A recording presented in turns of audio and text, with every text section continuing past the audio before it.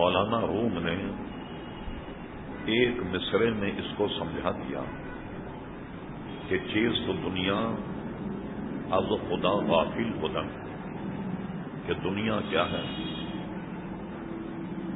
اللہ تبارک و تعالی کی یاد سے غفلت کا نام دنیا۔ اگر آپ کے بال بچے اللہ کی یاد سے آپ کو غافل کر دیں تو وہ دنیا۔ آپ کے نرم و نازک بستر اگر اللہ کی یاد سے غافل کر دیں تو وہ دنیا۔ آپ کی رہائش، آپ کے محلات اور بنگلے اگر اللہ تبارک و تعالی کی یاد سے آپ کو غافل کر دیں وہ دنیا۔ اچھی رہائش یا اچھی طرح رہنا یا اچھے کپڑے پہننا مگر اللہ کی یاد سے کبھی غافل نہ رہنا، اس کو دنیا دار نہیں کہیں گے۔ بلکہ اصل دنیا دار وہ ہے کہ جس نے دنیا کو آخرت پر ترجیح دی، وہ دنیا دار مراد ہے۔ تو جب بھی ہم کچھ عرض کریں گے تو یہ قاعدہ آپ کے ذہن میں رہے کہ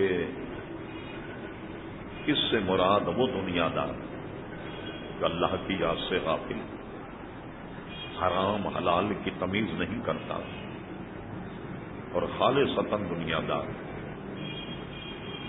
اب آئیے، گزشتہ جمعے ہم نے جو کو بھی عرض کیا، مستقل جو حضرات ہمارے مضامین کو سن رہے ہیں وہ اس کو اپنے ذہن میں تازہ کر لیں تاکہ آئندہ جو گفتگو ہو اسی پر مرتب ہوتی رہے۔ اور آج کی گفتگو گزشتہ جمعے کی گفتگو کا حصہ ہے۔ آدمی دنیا میں ایک قیاس کیا جائے کہ کتنا وقت رہتا ہے، چونکہ آخرت کا تو کوئی حساب ہی نہیں، ابداً ابدا فرما دیا گیا، ہمیشہ ہمیشہ۔ جب حساب کتاب سے فراغت ہو جائے تو جو لوگ جنت میں ہیں یا جنت میں داخل ہو گئے ہمیشہ ہمیشہ جنت میں رہیں۔ کفار مشرکین جو جہنم میں ہیں وہ ہمیشہ جہنم میں رہیں اور وہاں موت کو بھی موت آ جائے، لہذا کوئی تخمینہ نہیں کہ ہم کتنا رہیں۔ تو دنیاوی زندگی کا موازنہ کیسے کریں؟ صوفیاء کے اقوال میں ہم نے پڑھا کہ کتنے بہترین انداز میں انہوں نے سمجھایا، جس سے آپ یہ اندازہ لگائیے کہ دنیا میں رہنے کا دورانیہ کتنا ہے۔ اس کو یوں سمجھایا کہ جب بھی کسی مسجد میں یا کہیں بھی جماعت ہو تو جماعت سے پہلے اذان ہوتی اور اذان کے بعد میں جب جماعت کھڑی ہونے والی ہو تو اقامت ہوتی، بغیر اس کے نماز کو مکروہ کہا گیا کہ جب بھی جماعت ہو مسجد میں خصوصاً اذان ہو، اقامت ہو اور جماعت ہوتی۔ لیکن ایک جگہ ایسی ہے کہ جہاں نہ جماعت ہے نہ اقامت، اور ایک جگہ ایسی ہے کہ جہاں اذان ہے، اقامت ہے، جماعت نہیں۔ ذرا اور کیجیے اپنی زندگی پر، مسجد میں نماز کے وقت اذان بھی ہوگی، اقامت بھی ہوگی۔ بچہ جب پیدا ہو تو بچے کے دہنے کان میں اذان ہوگی اور بائیں کان میں اقامت۔ اب دیکھیے یہاں اذان ہے، اقامت ہے، مگر جماعت نہیں۔ حالانکہ اذان اقامت تو جماعت کے لیے ہوتی ہے۔ اچھا، پھر آپ نے دیکھا کہ نماز جنازہ میں جماعت تو ہے مگر اذان اور اقامت نہیں۔ اس کی وجہ کیا ہے؟ صوفیاء نے اسے یوں سمجھایا کہ وہ زندگانی، وہ دنیا جس کو آدمی نے سب کچھ سمجھ لیا، جیسے فرمایا خطبے میں جو ہم نے آیت پڑھی، بل تؤثرون الحیات الدنیا، ہم نے سب کچھ دنیا ہی کو سمجھ لیا، لیکن باقی رہنے والا گھر تو آخرت کا۔ تو فرمایا جہاں اذان ہو اقامت ہو جماعت، اور یہاں جماعت ہو اذان اقامت نہیں۔ آپ ذرا ذہن میں تصور کیجئے کہ آپ اس مسجد میں ہوں، اذان ہو اقامت ہو اور جماعت کھڑی ہوتی، تو گویا اس دنیا کی بے ثباتی، کتنا قلیل حصہ دنیا میں ہمارے رہنے کا بالکل ایسے ہی ہے کہ جیسے اذان ہو اقامت ہو اور نماز جنازہ کھڑی ہو گئی۔ بس اتنا دورانیہ ہے آدمی کی زندگی کا رہنے کا کہ اذان ہوئی اقامت ہوئی اور گویا جماعت کھڑی ہو گئی۔ اب اس کو کتنا وقت ہے، کتنا کہیے گا آپ؟ یہ ہے دنیا کی بے ثباتی، اور یہ ہے دنیا میں رہنے کا عزیزان گرامی ایک دورانیہ جس سے اندازہ لگائیے حرام حلال کی تمیز اٹھ گئی، یہ روز قتل و غارت کا مسئلہ، بھتہ خوری کا مسئلہ، ٹارگیٹ کلنگ، پرچی بازی، یہ کیا ہنگامہ خصوصاً کراچی میں۔ اس لیے صوفیہ کہتے ہیں کہ آدمی اگر موت کو یاد کر لے تو ساری برائیوں سے بچ جائے گا۔ اچھا، یہ ساری بے ثباتی، ساری چیزیں اس وقت ہیں، خود آدمی کو یہ معلوم ہے کہ نہ جانے کب زندگی ختم ہو جائے، تو یہ حال، اور اگر ہمیشہ دنیا میں رہنا ہوتا تو کیا ہوتا؟ اس سے اندازہ لگائیے آپ کس قدر بے سر و سامانی میں آدمی زندگی گزارے۔ اب آئیے ایک حدیث شریف جس کو ہم نے خالی ذکر کیا گزشتہ جمعے، لیکن اس کی تشریح ہم نے نہیں کی۔ اس حدیث پر سند کے اعتبار سے کافی لیدے ہیں، لیکن یہ بھی قول ہے کہ اس کی سند ضعیف ہے، مگر کسی کو سمجھانے کے لیے اس کو بیان کرنے میں کوئی حرج نہیں۔ جو مضمون چل رہا ہے اس کو سمجھنے کے لیے آسانی ہوگی۔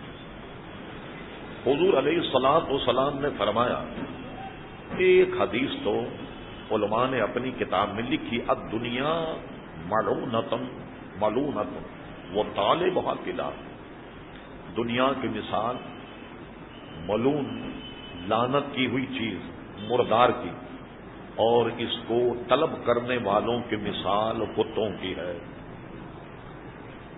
علماء کی کتابوں میں تو ہم نے یہ حدیث پڑھی، مگر ہم نے بسیار تلاش کسی حدیث کی کتاب میں یہ حدیث ہمیں نظر نہیں آئی۔ ایک حدیث شریف جس کو بعضوں نے موضوع بھی کہا اور ایک قول یہ ہے کہ یہ ضعیف ہے، وہ حدیث یہ ہے، الدنیا جیفۃ وطالبھا کلاب۔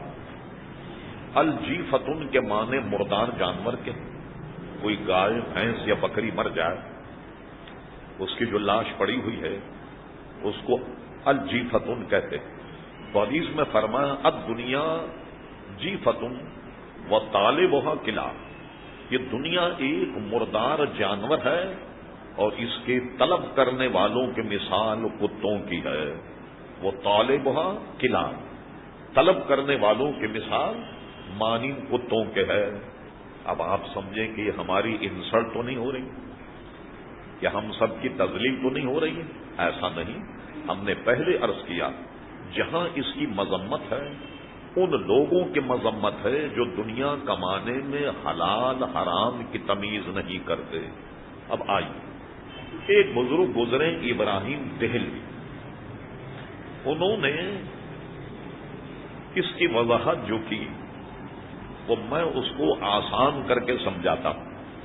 ابراہیم دہلوی نے کہا کہ یہ جو فرمایا کہ وہ طالب وہاں قلعہ، اس کو طلب کرنے والوں کی مثال کتوں کی ہے اور دنیا مردار جانور، تو کوا بھی تو مردار کھاتا ہے، چیل بھی مردار کھاتا ہے، گدھ بھی مردار کھاتے ہیں، یہ پرندے جو آسمان پہ اڑتے ہیں یہ بھی تو مردار کھاتے ہیں، لیکن حضور علیہ السلام نے وہ طالب وہاں قلعہ کیوں کہا کہ اس کے طلب کرنے والوں کی مثال جو ہے وہ کتوں کی سی ہے؟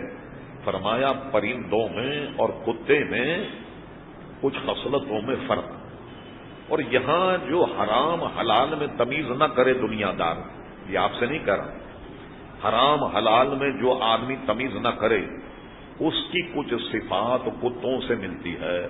اب بڑی لمبی انہوں نے تقریر کی، چند نکات میں اس کے بیان کرتا ہوں اور آپ دیکھیے کہ بات انہوں نے بڑی معقول کہی۔ ابراہیم دہلوی کہتے ہیں کہ کتے کا معاملہ یہ ہے، ایک بھینس اگر سامنے ہو کوشش کرے گا کہ پوری وہی کھا لے، کوئی دوسرا کتا اگر شامل ہو جائے تو غرغرائے گا، اس کو ہٹائے گا، جبکہ کبوں میں خاصیت یہ ہے کہیں مردار جانور ہو تو وہ اس کو کھانے کے لیے سارے اپنے بھائیوں کو جمع کر لیتا، کائیں کائیں کر کے، اور سب مل کر اکٹھا کھاتے ہیں، کہ کتا کبھی نہیں کرتا۔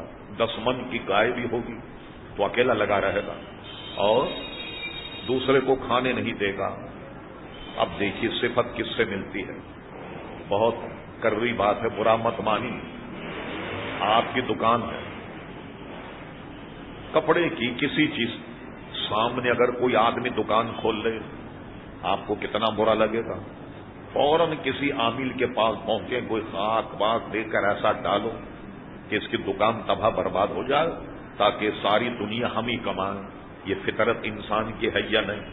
کبھی عقل سے سوچا آپ نے کہ یہ ہماری کیمیکل مارکیٹ ہے، ہزاروں دکانیں، اللہ سب کو روزی دے رہا ہے یا؟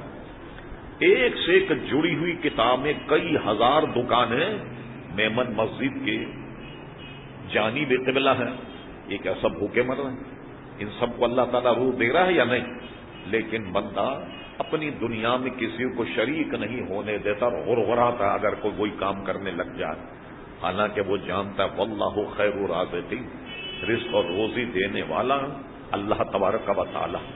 ابراہیم دہلوی کہتے ہیں کوے کی خصلت یہ ہے کہ مغرب کے وقت میں جب سورج غروب ہو جائے سارے پرندے مردار کو چھوڑ کر چلے جاتے ہیں، لیکن کتا دن میں بھی ڈٹا رہتا، رات میں بھی ڈٹا رہتا۔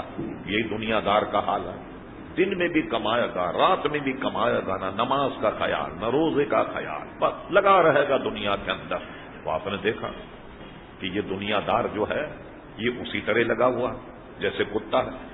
اچھا، کتے میں ایک بات یہ ہے کہ وہ اپنا بھائی کتا اگر مر جائے اس کو کوئی نصیحت نہیں ہوتی۔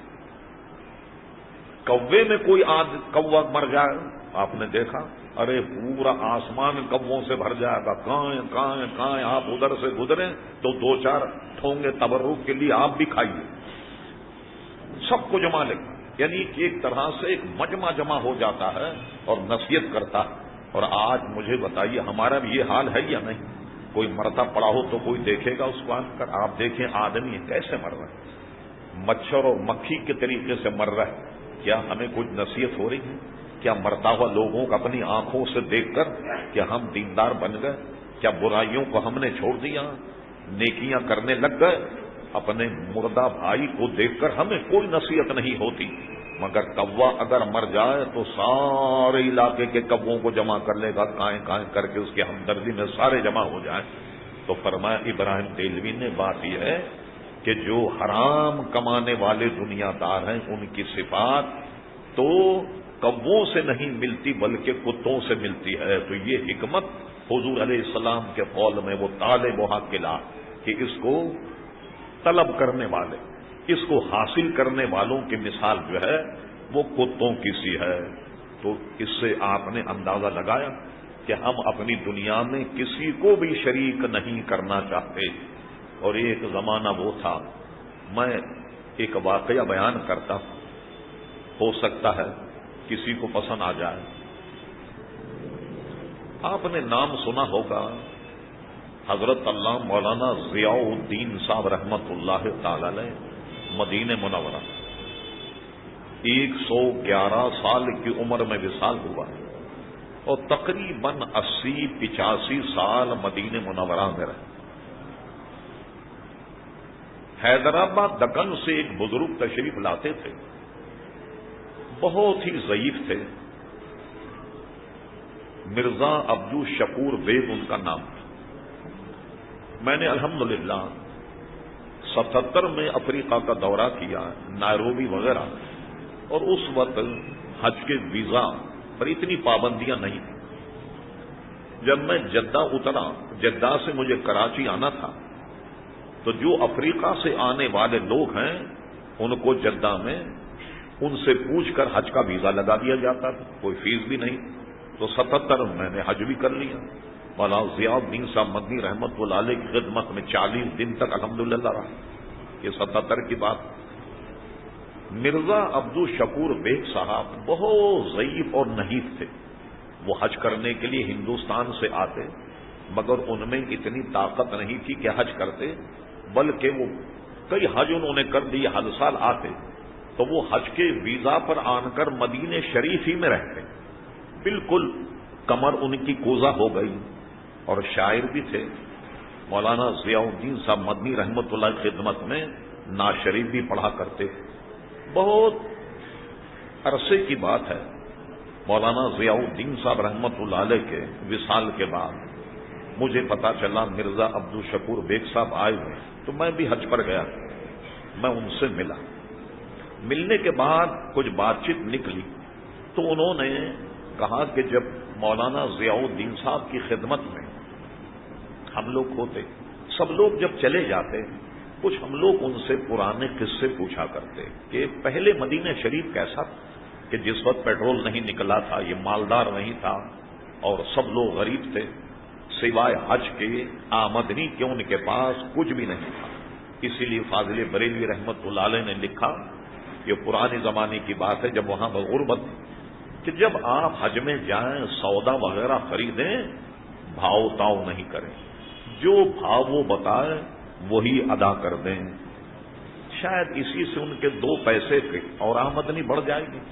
جن کا دار و مداری حاجیوں پر ہے، کوئی نہ صنعت ہے، نہ میل ہے، نہ کوئی کارخانے، اس طرح ان کی مدد ہو جاتی، زندگی اسی میں ان کی گزر۔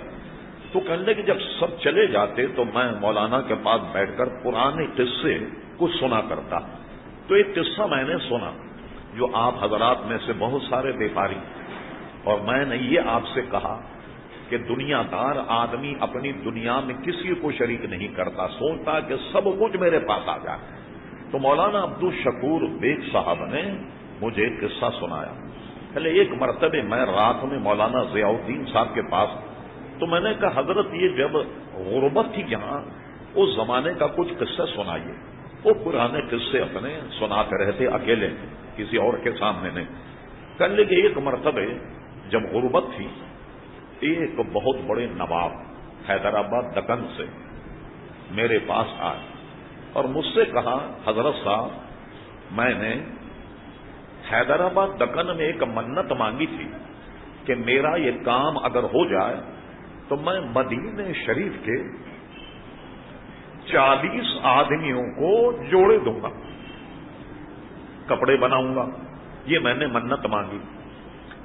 تو میری منت پوری ہو گئی۔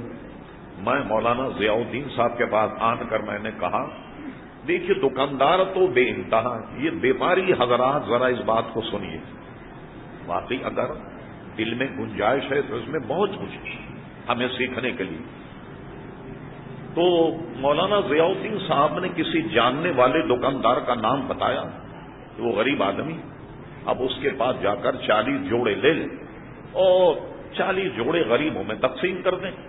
یہ لینے کے لیے گئے، دکاندار نے کہا کہ جناب مولانا ضیاء الدین صاحب نے آپ کو بھیجا رحمت اللہ علیہ، جو انہوں نے فرمایا سر آنکھوں پر، لیکن کہنے لگے صبح سے میرے پاس اتنے گاہک آ گئے کہ میری تو آج کی روزی پوری ہو گئی۔ یہ سامنے والا جو دکاندار ہے یہ بال بچے دار اور صبح سے اس کی بونی نہیں، کوئی دکان پہ آیا ہی نہیں۔ تم ایسا کرو کہ یہ کپڑا تم اس سے لے لو تاکہ اس کے گھر کا کوئی خرچہ نکل آ۔ یہ جذبہ تھا جس زمانے میں آدمی کا ایمان مضبوط تھا، ایمان مضبوط تھا، تو یہ جذبہ تھا کہ اپنے بھائی دکاندار کی خود جب اپنی روزی نکل گئی تو اس طریقے سے بھیجتا تھا، حالانکہ اس کا تو اس میں بزنس ہو رہا، کچھ نہ کچھ تو اس کو ملتا ضرور، لیکن جان کر کے کہا اس دکان کے پاس جاؤ، میں صبح سے دیکھ رہا ہوں اس کے پاس کوئی گاہک نہیں آیا اور اس کے چھوٹے بچے ہیں، اور اس سے تم کپڑا خرید لو تاکہ اس کا دال دلیا ہو جائے۔ مجھے بتائیے کیا آج ہمارے یہاں بیپاریوں میں، دکانداروں میں یہ جذبہ ہے؟ نہیں۔ اس کی وجہ یہ کہ دنیا ہم پر ایسے غالب آ گئی کہ ہم سمجھتے ہیں کہ جتنا ملے ہم ہی کو ملے اور کسی اور کو نہیں ملے۔ امام غزالی نے حسد کی کئی قسمیں لکھی ہیں۔ ایک حسد تو یہ ہے کہ بھائی مجھے اتنا مال مل جائے اور دوسرے کو نہیں ملے، سب کچھ میں کھا جاؤں۔ اور ایک حسد کی قسم یہ ہے مجھے کچھ نہیں ملا تو دوسرے کو بھی نہیں ملے۔ یہ دیکھا آپ نے آدمی کی فطرت، آدمی کے جذبات، اس لیے فرمایا بل تؤثرون الحیات الدنیا، تم نے سب کچھ دنیا ہی کو سمجھ لیا، والآخرۃ خیر وابقیٰ، ہمیشہ رہنے والا گھر تو آخرت کا۔ اور ہم نے آپ کو گزشتہ جمعے بتایا کہ حضور علیہ الصلوۃ والسلام اس دنیا کی کتنی مختصر چیزوں کو استعمال کیا، اور یہی صحابہ کرام علیہم رضوان کا عزیزان گرامی طرز عمل تھا۔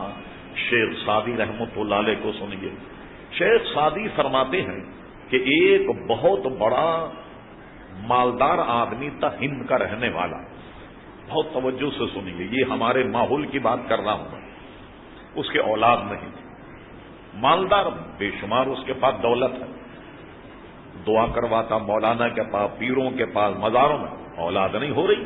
اس کو کسی عقل مند سے مل کر کے کہا بھائی سیٹھ صاحب تم کتنے عرصے سے لوگوں سے دعا کروا رہے، اولاد نہیں ہو رہی، تم ایسا کرو کہ جہاں تم نے اتنا پیسہ خرچ کیا ہے حج کرنے کے لیے جاؤ، اور حج کرنے کے بعد مقام ابراہیم پر دعا کرو، تو مقام ابراہیم پہ دعا کرو تو اللہ تعالیٰ تمہاری گود بھر دے گا اور اولاد نرین عطا فرمائے۔ یہ رائے بڑی صائب تھی، یہ اس کی سمجھ میں آئی، وہ حج کرنے کے لیے گیا، اور حج کرنے کے بعد میں مقام ابراہیم پر کھڑے ہو کر اس نے بیٹے کی دعا کی کہ اللہ تبارک و تعالیٰ مجھے بیٹا عطا فرما۔ ہندوستان واپس آیا، لیجیے صاحب کچھ عرصے کے بعد اس کی اولاد ہو گئی، یہ شیخ سعدی نے لکھا۔ اولاد ہونے کے بعد وہ بڑی ہوئی، جب بڑی ہو گئی تو باپ کے دولت پر قناعت کر کے اچکا اور لفنگا ہو گیا، جوا کھیل رہا، شراب پی رہا، وغیرہ وغیرہ۔ اور حیرت ہوگی، شیخ سعدی کہتے ہیں کہ اب لوگوں کے پاس چپ کے جانے لگا، بزرگوں کے پاس کہ مولانا صاحب دعا کرو میرے باپ کی چھٹی ہو جائے تاکہ ساری دولت میرے ہاتھ میں آ جائے۔ لوگوں سے دعا کروا رہا ہے اپنے باپ کے مرنے کی، اس کی چھٹی ہو جائے تاکہ ساری دولت جو ہے وہ میرے پاس آ جائے۔ اس سے بھی کوئی اچک کا لفنگا عقلمند مل گیا، کہنے لگے بھائی یہ تو کیا اس طریقے سے لوگوں سے دعا کروا رہا کہ باپ کی چھٹی ہو جائے، ساری دولت میرے پاس آ جائے؟ تو ایسا کر، تیرے پاس تو اتنا پیسہ ہے، تو ابا سے کہنا میں حج کرنے جا رہا ہوں، اور حج کرنے کے بعد مقام ابراہیم پر کھڑے ہو کر دعا کرنا، سنا کہ وہاں دعا قبول ہو جاتی ہے۔ لیجیے یہ حج پر گیا، حج پہ جانے کے بعد مقام ابراہیم پر کھڑے ہو کر اپنے باپ کے مرنے کی دعا کر رہا ہے۔ دیکھا اپنی دنیا کو، شیخ سعدی کہتے ہیں کہ جہاں اس نے اپنے بیٹے کے پیدا ہونے کی دعا کی، اور وہاں بیٹا اپنے مرنے کے لیے دعا کر رہا ہے اپنے باپ کی، تاکہ سارا مال و دولت جو ہے وہ اس کے قبضے میں آ جائے۔ کہتے ہیں یہ ہے شیخ سعدی دنیا کہ جس باپ نے مقام ابراہیم پر اس کے پیدا ہونے کی دعا کی، تو یہ مقام ابراہیم پر کھڑے ہو کر اپنے باپ کے مرنے کی دعا کر رہا۔ مجھے بتائیے اسی سے کچھ ملتا ہوا کچھ معاملہ آج کل کی اولاد کا ہے یا نہیں؟ جو آپ میں بوڑھے لوگ ہیں، میں کئی دفعے کہتا ہوں، میں ان سے پوچھتا ہوں کہ بتائیے جتنا آپ اپنے ماں باپ کا ادب کرتے تھے، کیا آپ کی اولاد آپ کا اتنا ادب کرتی؟ کیا آپ کا اتنا احترام کرتی ہے؟ ہرگز نہیں۔ سب کا جواب نفی میں ہوگا۔ یہ دنیا ہم پر اتنی غالب آ گئی عزیزان گرامی، اور اگر آپ نہ پوچھیں تو بہت سارے برقع پوش منکشف ہو جائیں۔ میں ایسے لوگوں کو جانتا ہوں جو مالدار، بہت بڑے بڑے بنگلے، اور جن کے ماں باپ ایڈی کی یہاں پل رہے ہیں، زکوٰۃ اور خیرات پر پل رہے ہیں، اور وہ اپنے بیٹے کا نام نہیں بتاتے کہ سیٹھ صاحب کی تذلیل ہوگی اگر لوگوں کو معلوم ہو جائے کہ میں کس کا باپ۔ اللہ اکبر، غور فرمایا آپ نے۔ میں ایک دفعہ ہیوسٹن میں تھا، امریکہ، ایک کراچی کے رہنے والے تھے جیلانی صاحب، انہوں نے چائے پر مدعو کیا، میں چلا گیا چائے پینے کے لیے، تو انہوں نے مجھے یہ قصہ سنایا کہ میں جہاں ملازمت کرتا ہوں میرے صاحب نے مجھے بلایا، بلانے کے بعد مجھے نام دیا۔ آپ نے سنا ہوگا کہ جب آدمی بوڑھا ہو جائے تو وہاں بڈھا فیڈریشن کے الگ آبادی ہے ماں باپ کی، اولڈ ہاؤس، ایک دفعے جاتے ہیں پورے سال پھول دیں گے، چاکلیٹ دیں گے، ٹافی دیں گے، پھر اس میں 1 سال تک آئے۔ انہیں مجھے ایک نام دیا کہ ان کا انتقال ہو گیا ہے، یہ اتنے ڈالر رکھیں، آپ ان کی تدفین کریں، نماز جنازہ پڑھیں، دفن کرنے کے بعد آ جائیں اور آج آپ چھٹی کریں۔ کہنے میں چلا گیا، لاش میں نے وصول کی، اتھارٹی لیٹر میرے پاس موجود تھا۔ اس کے بعد دفنانے کے بعد کاغذی کارروائی جب میں نے کی تو میں حیران رہ گیا کہ یہ میرے سیٹ کا باپ تھا، جو اتنا مصروف دنیا میں کہ باپ کو دفنانے کی اس کو جناب وہ نہیں ملی، فرصت نہیں ملی، اور اپنے ملازم کو بھیج کر کے باپ کی نماز جنازہ پڑھائی اور اس کے بعد میں اسے دفنایا۔ مجھے بتائیے آج ہم یہ یورپ امریکہ کی تہذیب کے قریب تک پہنچ گئے یا نہیں؟ بالکل اس کو ٹچ کر رہے ہیں یا نہیں؟ یہ ہے محترم حضرات دنیا۔ یہ میں صرف مثالیں دے رہا ہوں، ہو سکتا ہے چند کو بھی اللہ تعالیٰ توفیق عطا فرما دے تو ہمارا یہ اجتماع اللہ تعالیٰ کی بارگاہ مستجاب ہو جائے۔ اب آئیے دنیا کا لیل و نہار ساری چیزیں، اور یہ حدیث آپ سن چکے، اب دنیا جیفت و طالب عاقلہ، اس کو بھی ذہن میں رکھیے گا، بات لیجیے۔ اس کو ابراہیم دہلوی نے ایک جگہ نقل کیا، ایک صاحب، اس کو قصہ کہانی مت سمجھے گا، ایک صاحب نے خواب دیکھا۔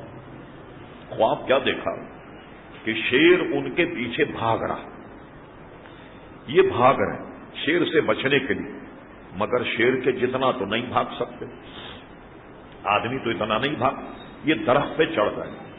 اچھا شیر جو ہے وہ تھوڑا بہت اپنے پنجوں کے بل سے درخت پر چڑھ جاتا، یہ ٹہنیوں پہ چڑھ گئے، اور ٹہنی پہ چڑھنے کے بعد بہت اونچے چڑھ گئے کہ یہ پتہ لگ گیا کہ اب شیر مجھے نہیں کھائے گا۔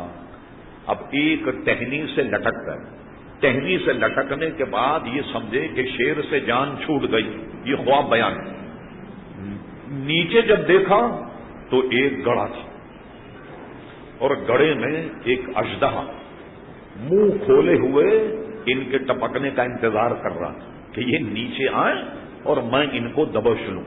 اب اسی شش و پنج میں جب اوپر دیکھا، اوپر 2 چوہے، ایک کالا ایک سفید، جس ٹہنی کو پکڑ کر یہ لٹکے ہوئے تھے اس ٹہنی کو کرید رہے تھے، جانے آدھ گھنٹے میں کھا لیں، 15 منٹ میں کھا لیں۔ اب جب یہ ٹہنی سے ٹوٹے سیدھے گڑھے میں جائیں گے۔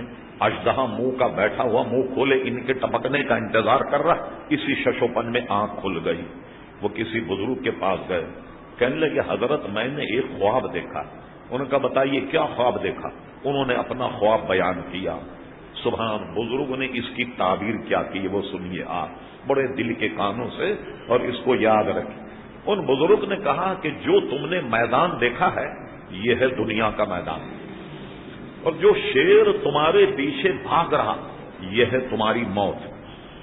یہ موت جو ہے یہ تمہارے پیچھے دوڑ رہی، اور تم جب درخت پر چڑھ گئے تو درخت پر چڑھنے کے بعد یہ تمہاری زندگی کا درخت ہے، اور جو تم نے نیچے دیکھا یہ اژدہا منہ پھاڑے تمہارے ٹپکنے کا انتظار کر رہا ہے، یہ تمہاری قبر ہے۔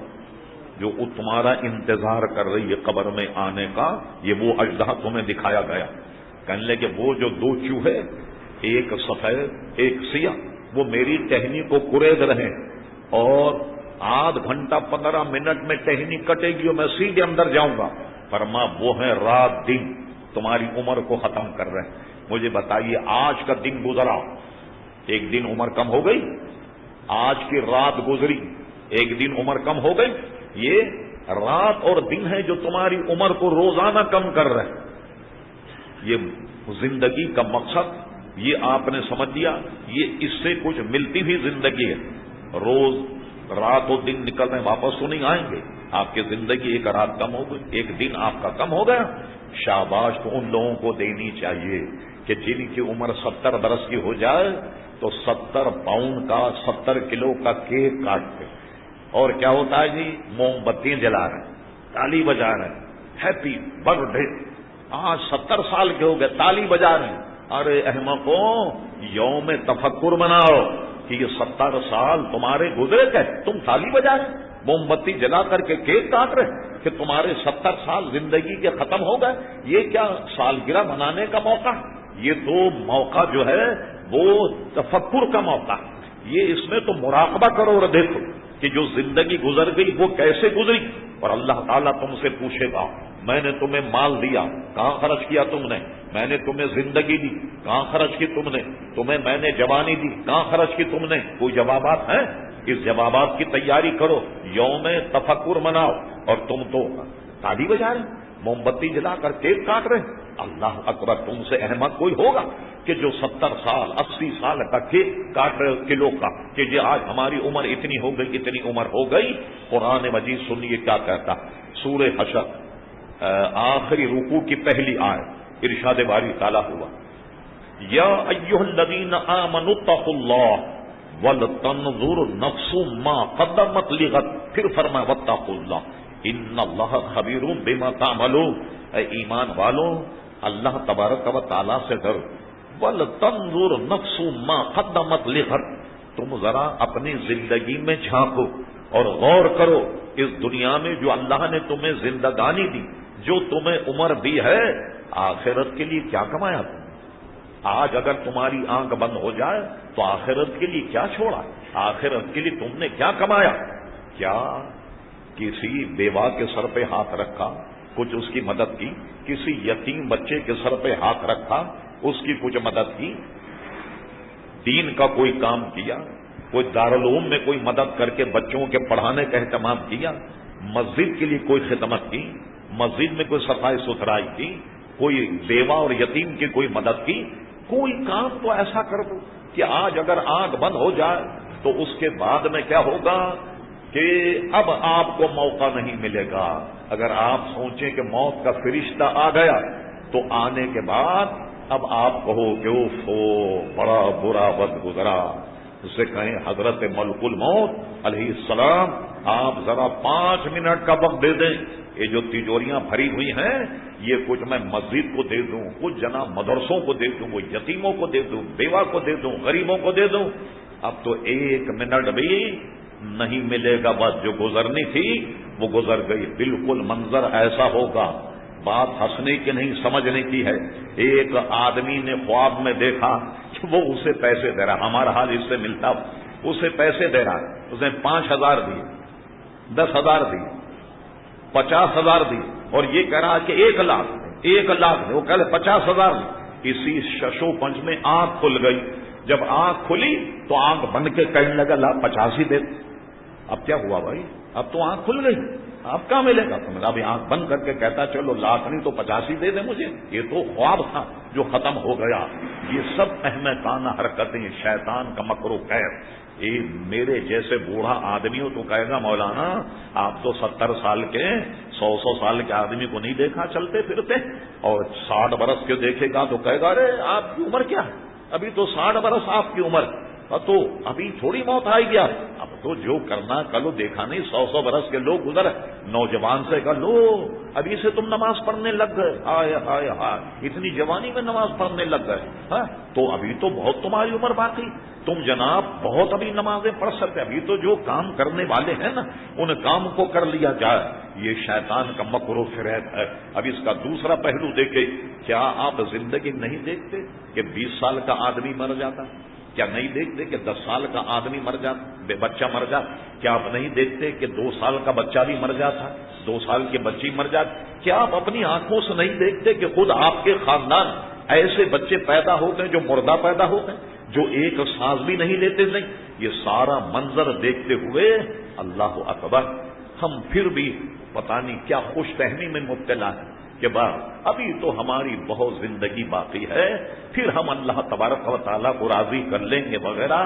مولانا روم فرماتے ہیں یہ دھوکہ ہے، تیری مثال بالکل ایسی ہے میرے عزیز۔ اب مولانا روم کے سنیے کیا فرماتے، جس خوش فہمی میں ہم مگن ہیں کہ ہم نے تو اللہ کو راضی کر لیا، نمازیں نہیں پڑھی، روزہ نہیں رکھا، پھر بھی اللہ تعالیٰ ہم سے راضی ہے۔ مولانا روم ہمارے جیسے دنیا دار لوگوں کے لیے ایک حکایت نقل کرتے، مولانا روم عقل اگر آدمی کو چاہیے تو ہم نے اساتذہ سنا، مولانا روم کو پڑھیے، شیخ سعدی کو پڑھیے تو عقل آ جائے۔ حضرت لقمان سے کسی نے پوچھا، یہ مشہور ہے نا کہ بہت عقل والے آدمی حضرت لقمان جن کی نبوت میں اختلاف اللہ بہتر جان، تو پوچھا کہ یہ اتنی عقل آپ کو کہاں سے آ گئی؟